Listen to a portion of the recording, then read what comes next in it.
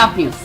దేశ అత్యున్నత పౌర పురస్కారాలైన పద్మ అవార్డులను కేంద్ర ప్రభుత్వం ప్రకటించింది. వివిధ రంగాల్లో విశేష సేవలందించిన ప్రముఖులకు పురస్కారాలను అందించనుంది. పద్మశ్రీ పురస్కారానికి ఎంపికైన 34 మందితో కూడిన జాబితాను వెల్లడించింది. వారిలో తెలంగాణ నుంచి బుర్రవీణ వాయిద్యకారుడు దాసరి కొండప్ప, జనగామకు చెందిన యక్షగాన కళాకారుడు గడ్డం సమ్మయ్య, ఏపీ నుంచి హరికథ కళాకారిణి ఉమామహేశ్వరి ఉన్నారు.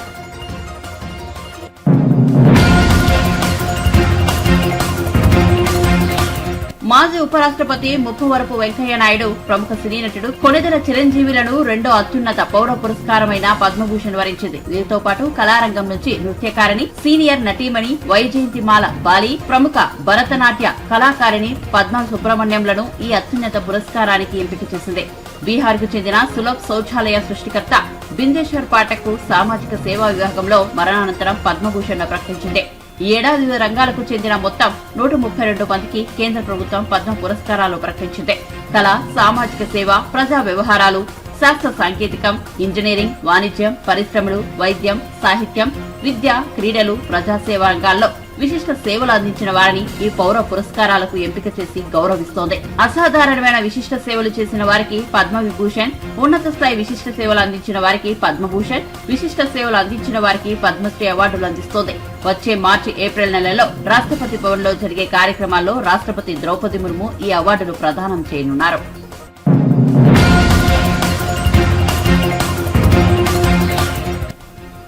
దేశంలోని రెండో అత్యున్నత పౌర పురస్కారమైన పద్మ విభూషణ్ లభించినందుకు తనకు ఎలా స్పందించాలో తెలియడం లేదంటూ మెగాస్టార్ చిరంజీవి భావోద్వేగానికి గురయ్యారు. పద్మ విభూషణ్ పురస్కారానికి తనను ఎంపిక చేసిన తర్వాత చిరంజీవి ఎక్స్ లో ఓ వీడియోను పోస్ట్ చేశారు. దీనిపై ఎలా స్పందించాలో తెలియడం లేదని ఆనందంతో ఉక్కిరిబిక్కిరయ్యారు. దేశంలోనే రెండో అత్యున్నత పౌర పురస్కారం లభించినందుకు చాలా సంతోషంగా ఉందన్నారు.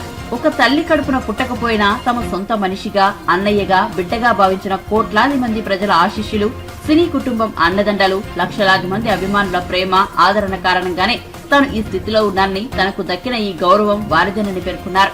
ఈ ప్రేమకు ఏమిచ్చి రుణం తీర్చుకోగలనని ప్రశ్నించారు. తన 45 ఏళ్ల సినీ ప్రస్థానంలో వెండి తెరపై భిన్నమైన పాత్రల ద్వారా వినోదం పంచేందుకు శక్తివంచన లేకుండా ప్రయత్నిస్తూనే ఉన్నారని చిరంజీవి పేర్కొన్నారు.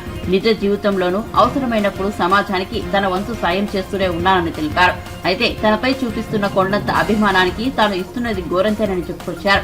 ఈ నిజం తనకు ప్రతిక్షణం గుర్తుకు వస్తూ ప్రతిక్షణం ముందుకు నడిపిస్తూ ఉంటుందన్నారు. తనను ఈ అవార్డుకు ఎంపిక చేసినందుకు భారత ప్రభుత్వానికి, ప్రధానమంత్రి నరేంద్ర మోదీకి హృదయపూర్వక కృతజ్ఞతలు తెలుపుకుంటున్నట్లు చిరంజీవి ఆ వీడియోలో పేర్కొన్నారు.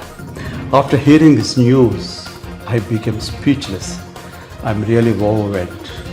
I'm humbled and grateful for this honor. It's only the unconditional and invaluable love of the people, audiences, my fans, my blood brothers and blood sisters that allowed me to reach here. I owe my life and this moment to you. I always try to express my gratitude in ways that I can, though I know I can never do enough. On screen, the last 45 years of my film career, I have tried to entertain you to the best of my abilities. And off screen, I try to help the needy by taking up relevant social and humanitarian causes from time to time. I have done so little, and yet you have given me such a great recognition and honor. I always remain indebted to you for your love and support. On this occasion, I would like to thank the Government of India and the Honorable Prime Minister Shri Narendra Modi ji for bestowing on me this coveted Padma Vibhushan. Thank you. Thank you one and all. Jai Hind.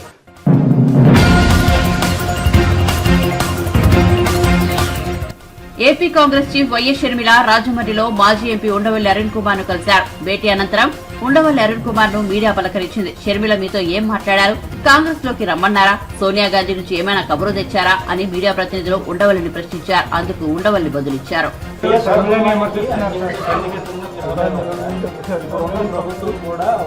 కుటుంబానికి కాదు, YS Rajasekhara తోటే నేను సన్నిహితం.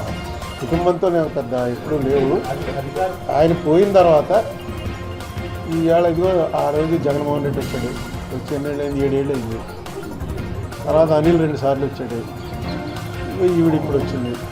అంటే విజయలక్ష్మి గారు అంటే ఆవిడ చాలాసార్లు ఇంట్లో భోజనం చేశాను కాబట్టి వడ్డించేది. అందుకని ఆవిడ చెప్తుంది. అంటే పెద్దగా కుటుంబంలో నేను వెళ్ళి మాట్లాడితే వాళ్ళు నా మాట వినేంత సన్నిహితత్వం మాకేం లేదు, అంత క్లోజ్ కాదు మేము. ఇప్పుడు ఈవేళ షర్మిల చాలాసేపు మాట్లాడింది కాబట్టి ఓకే, రాజశేఖర రెడ్డికి ఉన్నటువంటి అవతల వాళ్ళని చామ్ చేసే పవర్ అమ్మాయికి ఉంది అని వాళ్ళు అనిపించింది.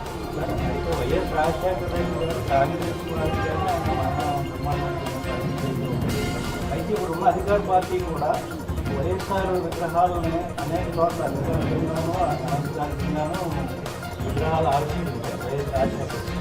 అలాంటి ఇప్పుడు వైఎస్ రాజశేఖర రెడ్డి గారి కుమార్తె కాంగ్రెస్లోకి వచ్చింది, తండ్రి పార్టీ వచ్చింది. అయితే రాజశేఖర రెడ్డి గారి కుమార్తె విధానంగానే అధికార పార్టీ వాళ్ళు విమర్శించే పరిస్థితి అయితే ఉంది. ఇవన్నీ అన్ని చోట్ల జరుగుతున్నాయండి. విమర్శించకపోతే మంచిది, మా చెల్లెలు పార్టీ పెట్టడం చాలా మంచిదైంది నాకని చెప్తాడు. అన్నీ ఇప్పుడు ఈ ఫ్యామిలీస్ విడదీసేయటం ఇవన్నీ అన్ని చోట్ల జరిగాయి. సాక్షాత్తు ఇందిరాగాంధీకి వ్యతిరేకంగా కాళ్ళు వెళ్ళిపోయింది. ఏం చేస్తాం ఇప్పుడు? నిన్న మొన్న విజయవాడలో చూస్తున్నాగా, తమ్ముడికి ఇస్తే అన్న మీ పార్టీ పెట్టి విడదీసినట్టు కుటుంబం. రాజకీయాలు వేరు, కుటుంబాలు వేరు. అయితే అవసరమైనప్పుడు రాజకీయంలో అది వాడతారు, దాన్ని పెద్ద మనం పట్టించుకోక్కర్లేదు. మనం అంటే నేను పెద్ద పట్టించుకోను, అన్నీ జరుగుతున్నాడు. అప్పుడు ఆవేళ పురంధరేశ్వరిని తీసుకొచ్చి పెట్టలేదు, రాజశేఖర రెడ్డి గారే పెట్టింది. పురంధరేశ్వరి అంటే ఎవరు? ఎన్టీ రామారావు కూతురే కదా. ఒక కూతురు ఆ పార్టీ, ఒక కూతురు ఈ పార్టీ అయినట్టుగా చంద్రబాబు నాయుడుకి వ్యతిరేకంగా వస్తాం. ఇవన్నీ ఆ టైంకి అనడానికి కరెక్ట్గా ఛార్జ్ చేయడానికి సరిపోతుంది, కానీ పెద్ద వాటి మీద కామెంట్ చేసుకుని మాట్లాడుతున్నాం అన్నీ జరుగుతూనే ఉంటాయి. ఇలా ఇంకా కాసేపు మీరు ఇప్పుడు చెప్పారు, నాకు ఒక అరగంట టైం ఇస్తే ఇలాంటివి 100 చెప్తాను.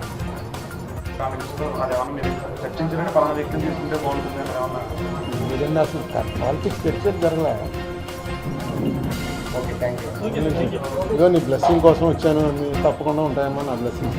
రాజశేఖర్ కూతురు అన్ని టైప్లోనూ బ్లెస్సింగ్స్లో టైప్స్ ఉండవు. ఆయురారోగ్య ఐశ్వర్యాలు అన్నీ వచ్చాయి.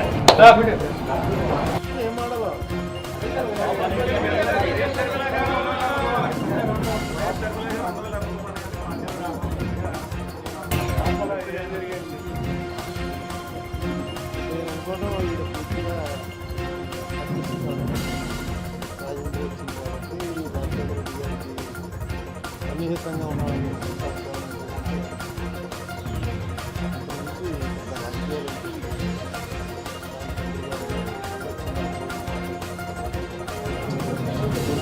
ముసలాన్ని చిన్నపిల్ల కలిసి 2 రోజుల నుంచి పాలిటిక్స్ చూస్తున్నారు. మా కుటుంబాన్ని విడగొట్టింది కాంగ్రెస్ పార్టీ అని తెలంగాణ. ఈవిడేమనేమో కాదు, ఆయన బీజేపీ మమ్మల్ని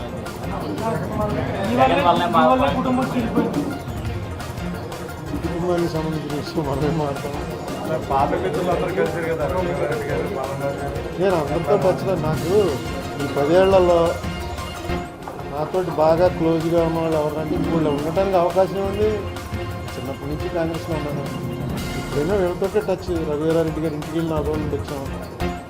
సేలం ఫోన్ చేస్తుంటాడు, రేపు ఈ జిల్లాలో ఏమొచ్చాను. సరే పల్లవరాజు గారు మన జిల్లా అయింది. అందరూ రెగ్యులర్గా టచ్లో ఉన్నారు తప్ప కొత్తగా. ఇంకా షర్మిల మాత్రం కొంచెం ఆవిడ మామూలుగా రాజశేఖర్ బతుకున్నప్పుడు కూడా ఆడపిల్ల కదా, అంత ఎక్కువగా నాకు జగన్తో ఉన్నంత చనువు లేదు. జగన్ అయితే 2-3 సార్లు కలవటం, కూర్చొని మాట్లాడుకోవడం. ఈవిడ మొన్న తండ్రిది ఏదో ఫంక్షన్ పెట్టినప్పుడు ఆ ఫంక్షన్కి వెళ్ళాను. అప్పుడు కొంచెం సేపు మాట్లాడుతున్నాను. వాళ్ళ ఇంటికి వచ్చింది. ఇంటికి రావడం కూడా పూర్తిగా ఫ్యామిలీ జరిగింది. మొన్న వాళ్ళ ఆయన వచ్చి పెళ్లి కూర్చొని. ఇదంతా పెద్ద రాజకీయ ప్రాధాన్యత ఉన్నటువంటి మీటింగ్ కాదు.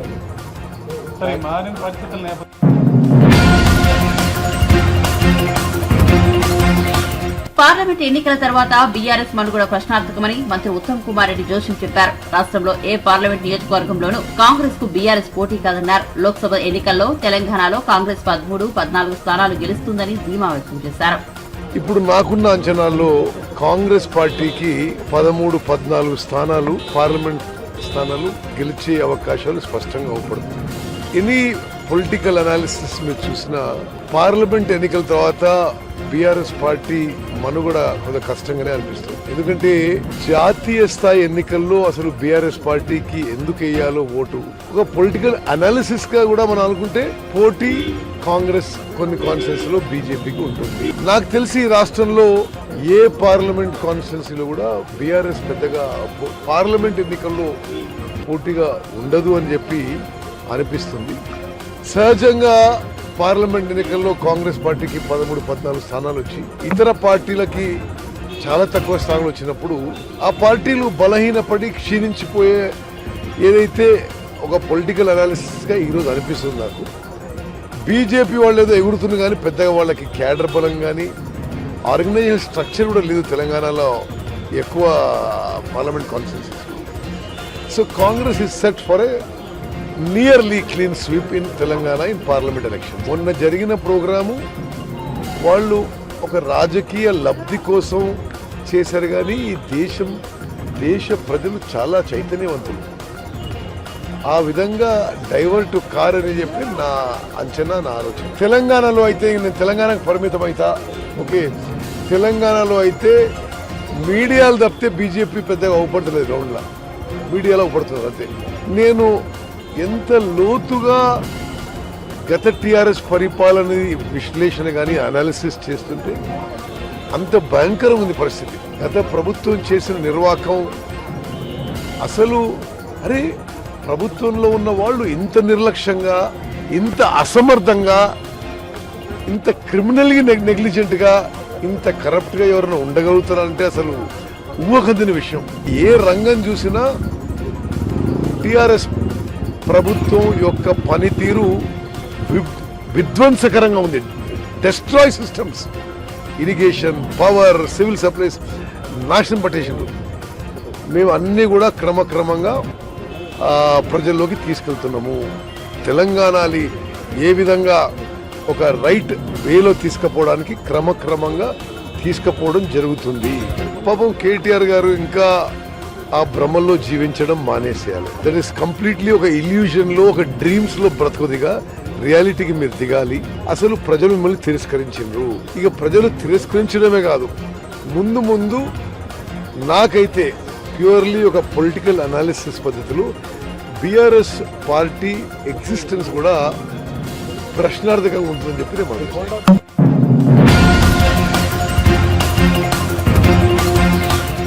చంద్రబాబు సతీమణి నారా భువనేశ్వరి నిజం గెలవాలి యాత్రలో భాగంగా కోనసీమ జిల్లా చెల్లపల్లిలో పర్యటించారు. గతంలో చంద్రబాబు అరెస్టుతో మనస్తాపానికి గురై మృతి చెందిన టీడీపీ కార్యకర్త సలాది విశ్వనాథన్ కుటుంబాన్ని ఆమె పరామర్శించారు. విశ్వనాథన్ కుటుంబానికి 3 లక్షల చెక్కును అందించారు.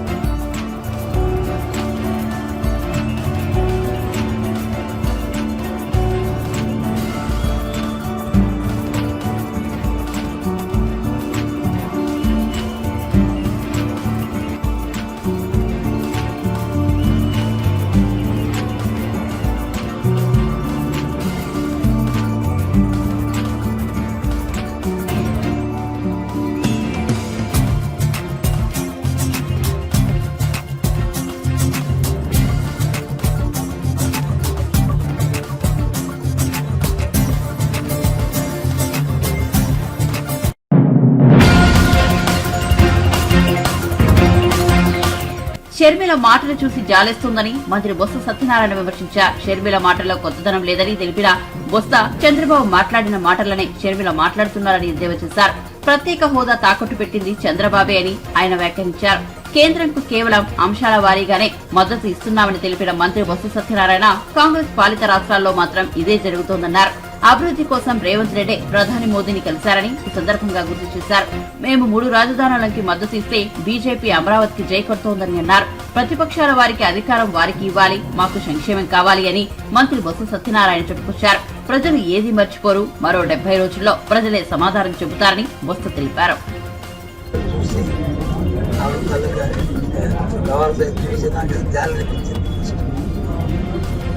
జరిగింది.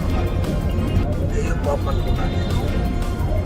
ఎందుకంటే ఏదైనా ఒక సమస్యను మాట్లాడుతున్నప్పుడు సందర్భాలు మాట్లాడుతున్నప్పుడు ప్రత్యేకత ఏదైనా కూడా ఏదైతే ఇంతకుముందు నాయకులు చెప్పిన మాట్లాడుతున్నాయో వాటిని మళ్ళీ పదే ఉపయోగిస్తే ఎంత కొత్తగా ఉంది. చంద్రబాబు నాయుడు గారు ఇంతకుముందు ఏదైతే మాట్లాడదో అవే మాటల్ని మాట్లాడదాం. కొత్త మేము చెప్పినాము. కొత్త ప్రక్రియ ఏమని చెప్పండి. ప్రత్యేక హోదాను ఎవరు తగ్గడ పెట్టారు? ప్రత్యేక ప్యాకేజీ ఎవరు అడిగారు? సన్మానాలు ఎవరు తీసుకున్నారు? ఏ విధంగా రాష్ట్ర ప్రభుత్వం వచ్చి మాకు సరిపోద్ది అని చెప్పి రాసి ఇచ్చారు? ఆనాడు ముఖ్యమంత్రి చంద్రబాబు నాయుడు కాదా? ఆనాడు పరిస్థితులు కాదా? మరి ఇవాళ ఆ విషయాన్ని మర్చిపోయి మరి ఇవాళ ప్రభుత్వం మీద ముఖ్యమంత్రి మీద టార్గెట్ చేస్తూ వ్యక్తిగతంగా మాట్లాడడం అనేది ఎంతవరకు సమంజసమో ప్రజలు నిర్ణయిస్తారు.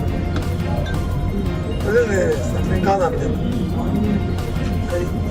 అంటే సార్ ఎంపీ సీట్లు ఇస్తే ఖచ్చితంగా మెడలో ఉంచుతామంటూ ఇప్పుడు కేంద్రానికి సాగిలు పడ్డారంటూ కూడా కామెంట్ చేస్తున్నారు. ఇక్కడ సాగిలు పడ్డాం. కేంద్రంతో అవసరం అంచెల వారీగా మనకి రాష్ట్రానికి సంబంధించిన అంశాలు చేయడం తప్ప ఈ దేశంలో ఏ రాష్ట్రం వచ్చి ఆ వాతావరణం లేకుండా చేసింది చెప్పండి. కాంగ్రెస్ రాష్ట్రాలు చెప్పండి. మరి నిన్న కాక మొన్న మరి తెలంగాణ ముఖ్యమంత్రి గారు వెళ్ళి మరి ప్రధానమంత్రిని అలాగే హోంమంత్రిని కలలేదా? ఆయన కాంగ్రెస్ ముఖ్యమంత్రి కదా. ఎందుకు కలిసాడు? దేనికోసం కలిసాడు చెప్పనండి. ఇవన్నీ చిన్న నాకు అందుకే జాలి వేస్తుంది మాట. ఎందుకు వాడినంటే అందుకు వాడే మాట. ఫెడరల్ వ్యవస్థలో కేంద్రం రాష్ట్రం రెండు కూడా ఒక స్వద్భావన వాతావరణం వెళ్ళి అక్కడ ఉన్న అంశాల వారిగా ప్రజలకు కావాల్సిన అంశాలు విధానం మారింది. ఎవరి విధానం మారింది కానీ భారతీయ జనతా పార్టీ విధానం మారింది. మా పార్టీ విధానం మారింది. ఇప్పుడు 3 రాజధానుల విధానం మాత్రమే మేము దానికి సమర్థిస్తున్నాం. ఈ ప్రాంతాలు ఉత్తరాంధ్ర ప్రాంతం బాగుపడాలి, అభివృద్ధి చెందాలి. అలాగే రాయలసీమ ప్రాంతం అభివృద్ధి చెందాలి, అలాగే కోస్తా ప్రాంతం అభివృద్ధి చెందాలని మేము పెట్టాం. భారతీయ జనతా పార్టీ కాదు మమ్మల్తో ఉండాలని కోరుకుంటున్నారు. అది వాళ్ళ విధానం, ఇది మా విధానం. అంతేగాని దానికి తగ్గట్టు ఏం మాట్లాడలేదు కాదు కదా.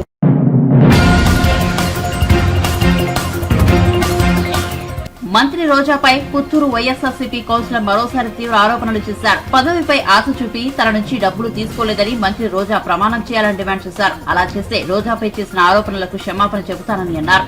తిరుపతిలో నిర్వహించిన మీడియా సమావేశంలో ఆమె మాట్లాడారు. తాను టీడీపీతో కుమ్మక్కైనట్లు ఆరోపిస్తున్న వారు అందుకు సాక్ష్యాలు చూపెట్టాలన్నారు. పుత్తూరు మున్సిపాలిటీకి సంబంధించి పుత్తూరు చైర్మన్ హరిగారు వచ్చి ఇక్కడ నేను చెప్పేదన్నీ అవాస్తవాలు, వాళ్ళు ఎటువంటి డబ్బులు భువనేశ్వరి గారు ఎటువంటి డబ్బులు ఇవ్వలేదు, మేడం గారికి 40 లక్షలు ఇవ్వలేదు అని చెప్పి టీడీపీ వాళ్ళతో కుమ్మక్క అయిపోయి ఆమె ఆ విధంగా ప్రవర్తిస్తూ ఉంది అని చెప్పారు. మేము రాజశేఖర రెడ్డి గారు ఉన్నప్పటి నుంచి ఉన్నామన్న పార్టీలో టీడీపీ వాళ్ళతో కుమ్మక్కై నేనైతే చెప్పలేదు. మీ మీద నేను కనీస ఒక మాట అంటూ కూడా నేను మాట్లాడలేదు. కానీ ఇప్పుడు కూడా మాట్లాడదలుచుకోలేదు.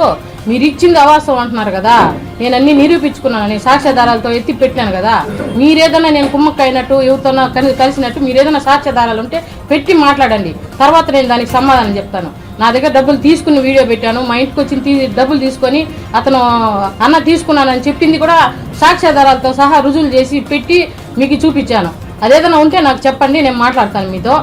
ఇంకోటి సత్య అనే అతను, నేను వ్యాపారం నిమిత్తం ఆమె దగ్గర డబ్బులు తీసుకున్నాను. నేనైతే అప్పు కోసం కాదు, పదవి కోసం ఇవ్వలేదు అనేసి అని అన్నాడు. మీ సమక్షంలోనే నేను అతను చెప్పించినాను. మీ మీడియా సమక్షంలోనే అతను కాల్ రికార్డు ఉందన్న, ఆ సాక్ష్యం కూడా మీకు నేను ఇస్తాను. చూడండి, 40 లక్షలకు ఇచ్చినావు, నాకేం సంబంధం ఉంది? వాళ్ళకి కదా నువ్వు ఇచ్చినావు డబ్బులు, నువ్వు ఇచ్చినావు, నేను తీసుకుపోయి ఇచ్చినాను. మధ్యలో నన్ను అడిగితే ఎందుకు, నాకెందుకు ఫోన్ చేస్తారని చెప్పి ఆడియో రికార్డు కూడా మీకు ఇస్తాను. నేను ఇప్పుడు వినండి, సాక్ష్యాధారాలతో సహా నిరూపిస్తానన్న. నేను అతను ఏదో నోటు మాటలు చెప్పి ఇక్కడ వచ్చి నిజాలని అబద్ధాలని చెప్తే మాత్రం నేనైతే ఒప్పుకోదలుచుకోలేదు. సాక్ష్యాలు చూపించమని చెప్పండి. అటు కూడా ఇంకోటి, నేను ఇంటికి పోయినాక ప్రెస్ మీట్ పెట్టేసి ఇంటికి పోయిన తర్వాత నువ్వు ఎందుకు పోయినావు ప్రెస్ మీట్కి? మేము ఇచ్చేసి ఉంటాం కదా డబ్బులు, అంటే అక్కడ నువ్వు కుమారస్వామి దగ్గరికి తీసుకొని పో, ఇప్పుడు నువ్వు కుమారస్వామి రెడ్డికి తీసుకొని పో, నేనే తీసుకున్నాను కదా అని అన్నా మాట్లాడాలి కదా అతను. కుమారస్వామి రెడ్డి దగ్గర కాదు కదా, నువ్వు డబ్బులు నేనేం కదా తీసుకున్నాను, నువ్వెందుకని వాళ్ళ వ్యాపార నిమిత్తం ఎత్తుకున్నాను కదా అని వాళ్ళ పేరన్నా నా దగ్గర ప్రస్తావించున్నారు కదా నువ్వు. ఆ విషయం ఎందుకు చెప్పడం లేదు? ఇప్పుడనే అడుగుతున్నా నేను. ఊరికే అవాస్తవాలంతా మాట్లాడద్దండి. సాక్ష్యాధారాలు ఏదైనా ఉంటే చూపించండి. నేను సాక్ష్యాలతో నిరూపించినాను. నేను నా దగ్గర డబ్బులు తీసుకునేది వాస్తవము. నాకు 40 లక్షల రూపాయలు రావాలి, ఖచ్చితంగా రావాలి. నేను ప్రమాణం చేసేదాన్ని కూడా సిద్ధంగా ఉన్నాను. రోజా మేడం కానీ నాకు చైర్మన్ పదవి ఇస్తానని చెప్పి, నా కుమారస్వామి అన్న కానీ మా రోజా మేడం కానీ నాకు మాట ఇవ్వలేదని చెప్పండి. ఈ విషయం నియోజకవర్గం అంతా తెలుసు, ఎవరు చైర్మన్ అని చెప్పి అనుకున్నారనేది నియోజకవర్గం అంతా చెప్పు. నేను డబ్బు ఇచ్చింది కూడా నియోజకవర్గం అంతా తెలుసు. కాబట్టి నేను కుమారస్వామి కానీ రోజా మేడంనే అడుగుతున్నాను, మీరు నాకు మాట ఇచ్చి నన్ను ఏమార్చలేదా? నేను కాణిపాకం వచ్చి నేను సత్యం చేస్తాను, మీరు నా దగ్గర 1 రూపాయి కూడా తీసుకోలేదన్నట్టు, పదవి ఇస్తామని చెప్పి 1 రూపాయి కూడా తీసుకోలేదన్నట్టు మీ బిడ్డల మీద ప్రమాణం చేసి చెప్పేయండి. బేషరతుగా నేను వచ్చి మీడియా ముందునే క్షమాపణ అడిగి వెళ్ళిపోతాను, నేను చేసిన తప్పు అనేసి. ఇంకా వాళ్ళ దగ్గర తిరిగి అలిసిపోయి వాళ్ళు మేము అంత ఇవ్వలేమో, నువ్వు 29 లక్షలు అయితే ఇవ్వగలుగుతాం, ఇవ్వమో మేము అసలు 29 లక్షలు అయితే ఇవ్వగలుగుతాము, తీసుకొని పో, అది కూడా ఇస్తాం తీసుకొని పో అని నెగ్లెక్ట్ గా మాట్లాడినారన్న. ఇంక విధి లేని పరిస్థితుల్లో నేను ఏం చేయలేని పరిస్థితుల్లో దానికి కూడా ఒప్పుకున్నాను. నేను దాన్ని కూడా మీడియా ముఖంగా వస్తానంటేనే మమ్మల్ని 2 నెలలు టైం అడిగాడు. 2 నెలల తర్వాత కూడా వెళ్తే మళ్ళీ 1 నెల అడిగాడు. అన్న ఇప్పుడే లేట్ అయిపోయింది కదా, దానన్నా ఇస్తానని దానన్నా ఇచ్చేయని రిక్వెస్ట్ చేసుకున్నాను నేను. దాన్ని కూడా ఇవ్వకుండా మనిషి 2 నెలలు 3 నెలలు 1 నెల 2 నెలలు అంటే గడిపేసరికి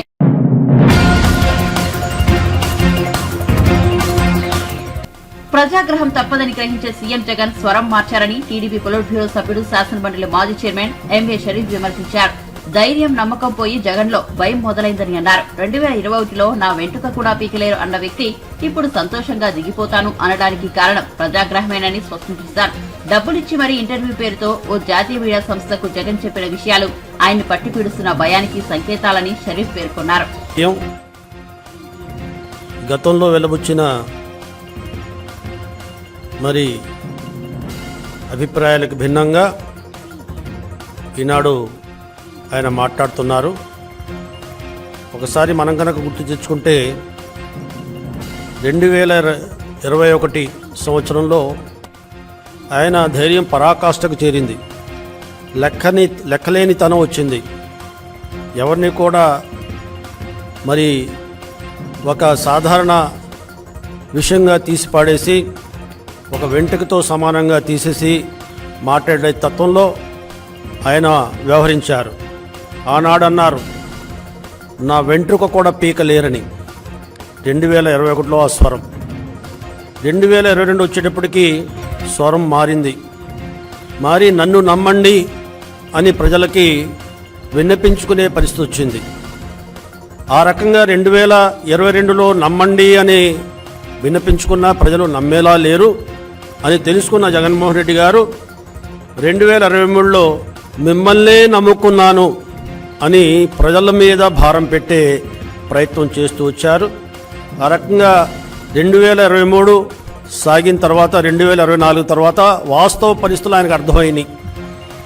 ఈనాడు ప్రజలు మిమ్మల్నే నమ్ముకున్నాను, నా బీసీలు, నా ఎస్సీలు, నా ఎస్టీలు, నా మైనారిటీలు మీ బిడ్డ అని చెప్పుకున్న వ్యక్తి ఈనాడు ఓడిపోయినా పర్లేదు నేను సంతోషంగా దిగిపోతాననే స్థాయికి వచ్చారంటే ఏ రకంగా ఆయనలో ఓటమి భయం పట్టుకుందో ఈ సందర్భంగా మనం అర్థం చేసుకోవాల్సిన అవసరం ఉంది. ఈరోజు ప్రజలు తరుగు కొడతారు, ప్రజలు ఆగ్రహంతో ఉన్నారు అనే భయాందోళనకు గురి అవుతున్న మరి జగన్మోహన్ రెడ్డి గారు ఈనాడు వాస్తవ పరిస్థితుల్ని గమనించి ఈరోజు దాన్ని తట్టుకుని నిలబడటానికి అనేక విధాలైన అప్రజాస్వామిక విధాలని మరి అనుసరించడానికి కూడా ఆయన వెనుకాట్లేదనేది ఈరోజు ప్రజలు గమనిస్తున్నారు. ఈరోజే మన 2024 జనవరి 5వ తారీఖున రావాల్సిన ఓటర్ల జాబితా మరి 22వ తారీఖు వచ్చింది. ఇందులో కూడా చాలా అవకతవకలు జరిగినాయి. మరి ఎవరైతే ఈరోజు మరి వార్డు వాలంటీర్స్ ఉన్నారో, సచివాలయ సిబ్బంది ఉన్నారో వాళ్ళని ఆసరాగా తీసుకుని ఈ ఓటర్ల జాబితాని కూడా తప్పులు తడకగా చేయడానికి కూడా ప్రయత్నం చేశారంటే ప్రజలు ఎంత వ్యతిరేకంగా ఉన్నారు అనే భయం ఈరోజు జగన్మోహన్ రెడ్డి గారికి పట్టి పీడిస్తుందనే విషయాన్ని కూడా ఈ సందర్భంగా గమనించాలి. ఈరోజు అంగన్వాడీ వర్కర్స్ కానీ అంగన్వాడీ హెల్పర్స్ కానీ మరి సుమారుగా 40-42 రోజులుగా చేస్తున్న మరి సమ్మెని కూడా లెక్క చేయకుండా ఈనాడు ఉన్నాడంటే ఈరోజు 1,05,000 అంగన్వాడీ వర్కర్సు వాళ్ళ కుటుంబాలు ఈరోజు ఎప్పుడు తవరి కొడదామా, ఈ ముఖ్యమంత్రిని రాష్ట్రం నుంచి ఎప్పుడు వైదొలిగిద్దామా అనే ఆలోచనలో ఉన్నారనే విషయాన్ని కూడా ఈ సందర్భంగా గమనించాలి. అదే రకంగా మరి ఏదైతే భవన నిర్మాణ కార్మికులు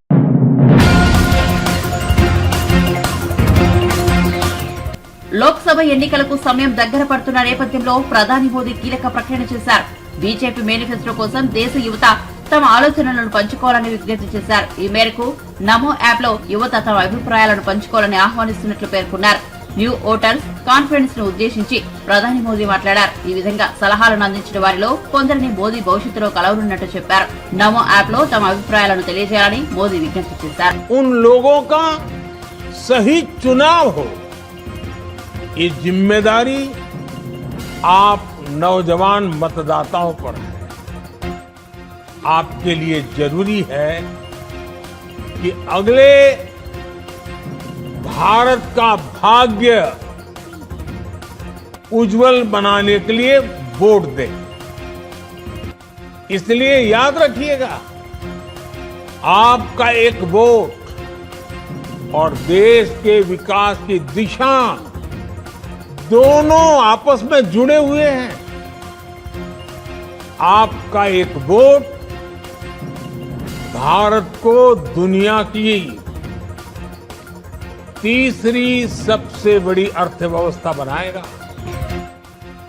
आपका एक वोट भारत में एक स्थिर और बड़े बहुमत वाली सरकार लाएगा. आपका एक वोट भारत में तेज रिफॉर्म्स को, उसकी गति को और तेज गति देगा. आपका एक वोट भारत में डिजिटल क्रांति को और ऊर्जा देगा. आपका एक वोट पहली भारतीय को अपने दम पर अंतरिक्ष में पहुंचाएगा. आपका एक वोट अंतरिक्ष में भारत का पहला स्पेस स्टेशन स्थापित करवाएगा. आपका एक वोट भारत में पहला पैसेंजर एयरक्राफ्ट बनवाएगा. आपका एक वोट दुनिया में भारत की साख और बढ़ाएगा. इसलिए आपके एक वोट में बहुत बड़ी ताकत है. साथियों, जब देश में पूर्ण बहुमत वाली सरकार होती है, जब देश में स्थिर सरकार होती है, तो देश बड़े फैसले लेता है. दशकों से लटकी हुई समस्याओं को सुलझाकर आगे बढ़ता है.